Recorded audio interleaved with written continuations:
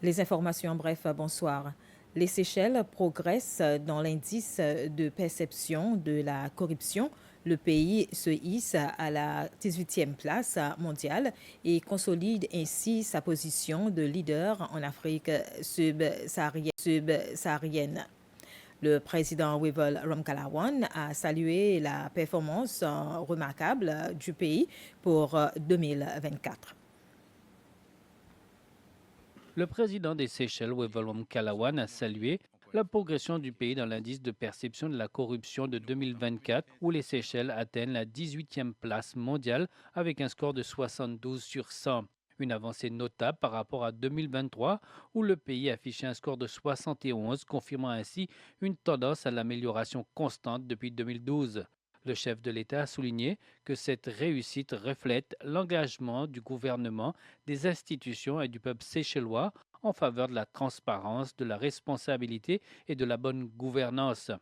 Notre progression dans la lutte contre la corruption témoigne des valeurs fondamentales de notre nation, intégrité, justice et responsabilité, a déclaré le président.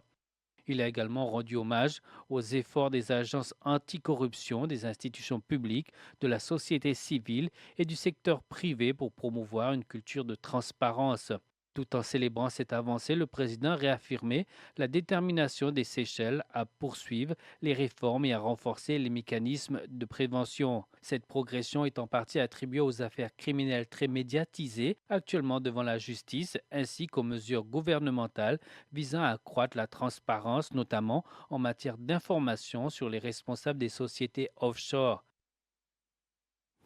Plus de 7 ans et demi après la disparition de Mavin Asba, le tribunal a ouvert une enquête sur sa disparition. Le tribunal a invité toute personne susceptible de tenir des preuves ou des informations à se manifester.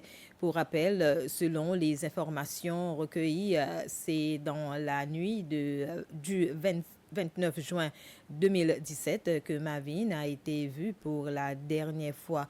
Depuis, malgré les enquêtes de la police, des recherches dans plusieurs endroits menées par des membres de la famille et des amis, tout cela n'a abouti à rien. Le président Wivell Ramkalawan prononcera son message sur l'état de la nation le jeudi 27 février et conformément aux procédures parlementaires, la cérémonie d'ouverture officielle de l'Assemblée nationale par le président de l'Assemblée nationale, Monsieur Roger Moncienne, et ça c'est prévu à la même date. La maison des enfants Montessori située à Bel-Air a été accréditée lors d'une cérémonie ce matin. Cette accréditation reconnaît officiellement l'école comme une branche Montessori authentique. L'école a réussi avec succès les évaluations du comité d'accréditation international l'année dernière. Le vice-président Ahmed Afif, la première dame Linda Wankalawan et la directrice de l'école Lucie Barrois ont dévoilé la plaque pour célébrer l'occasion.